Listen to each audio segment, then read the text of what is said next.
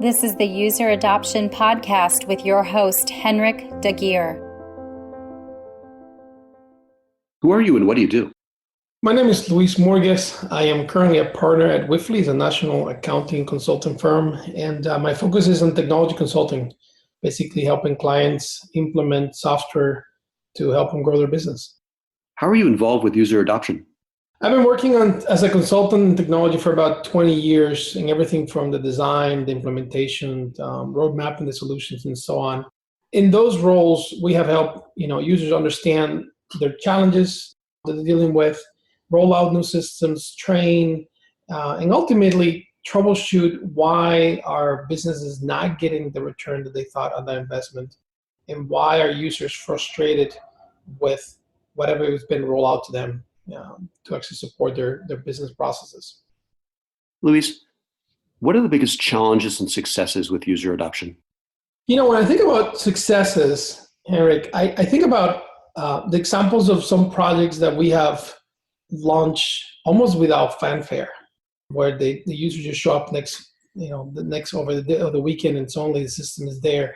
And those things almost go unnoticed. And it's a little bit of counterproductive thinking about it, is that after you spend a significant amount of time bringing technology into a user base, into a business, into a community, whatever it is, that suddenly the whole event doesn't have a lot of fanfare. But I think that is actually a success because the user had an opportunity to absorb not just what we're trying to do, how the tools are going to be using, helping them in their day-to-day life, but really for them to actually absorb mentally how is it going to change the little details. And I think that's really how I find success in that adoption, is that it's only not using the tools as they were used before, but now using new tool set, new technology as it was meant to do, to be, and how it's meant to use them. So I think that really is success. And it comes in very different forms, but ultimately when I think about how successful has been the adoption, it's been really almost the lack of fanfare when it comes to rolling it out. On the challenge side, I actually think about it almost like an analogy. And that is, there was a time when nurses, I don't know if you remember, we're dating ourselves maybe, when nurses used to have small pressure to control the drip in the IV. And, they think about how many drops they have to do that based on the prescription they have.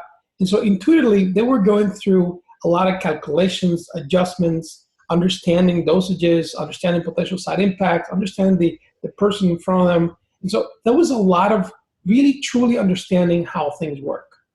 Today, we have the advantages of a lot of technology in which we just allow the user really just to interact with the interface on top of it. And they just press a couple of buttons, and suddenly the particular dosage is actually done appropriately.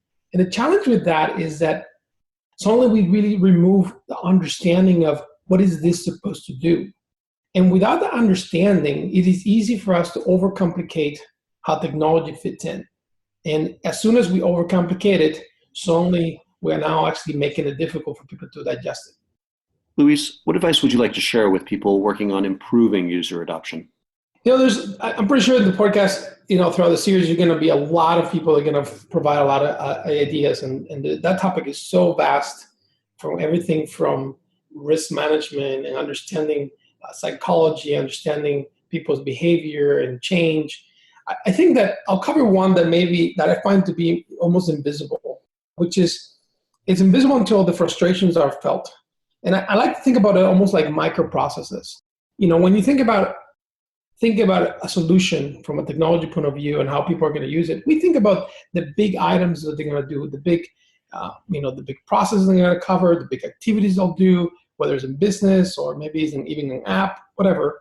But the microprocesses are the way that people have adjusted their lives in the past to complete that task. So, they were doing a particular task, whether that's in business and personal life, that has 3 steps, and technology fit into a particular one. One of those steps are with the old systems they have in place or no system. And so suddenly one of those steps is going to be replaced or assisted by technology now. And they have to literally adjust how that life is. And that would be everything from an old organization that didn't really use technology, used to use papers, and they used to color-code the papers and pass them to particular individuals and put in a particular basket, or even, the even advanced users who now actually says, I used to do X, I still have to do UX, but now I have to figure out how my day-to-day, life and in particular, processes and actions are going to change. And so a lot of things are invisible because that's really gets to the user understanding how they modify their own lives to use tools and to get a job done.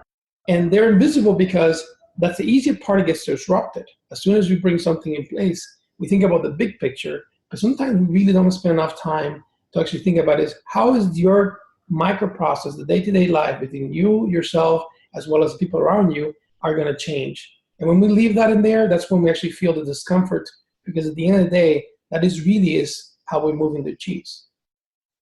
And Luis, where can we learn more about user adoption and your work on the subject? I'm starting a space that actually capture a lot of my experience in consulting, agility, and life. You can find it at luismurgas.com. But a couple of places that I find useful in terms of user adoption are not exactly, focused on the topic. They're almost indirectly trying to give us the tools to make sure we are solving the right problem. One of them is called the A3 process. It's a problem-solving approach that tries to deeply understand the issue before we try to kind of figure out solutions to it. And I found that to be very useful in really, truly solving problems.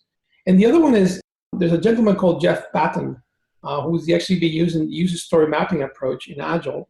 And what I like about that is that as I use it with other users, it helps them visualize how the system is going to affect the day-to-day relationships that they have with the business, users, customers, and so on. And so it just gives them a way to digest it at their own pace versus having to digest it at a time they just have to use the tool set. Well, thanks, Luis. You're welcome. For more on this, visit useradoptionpodcast.com. Don't forget to please subscribe, rate, and review. And for a book about this, check out useradoptionbook.com. Tune in next week for the next episode. Thanks for listening.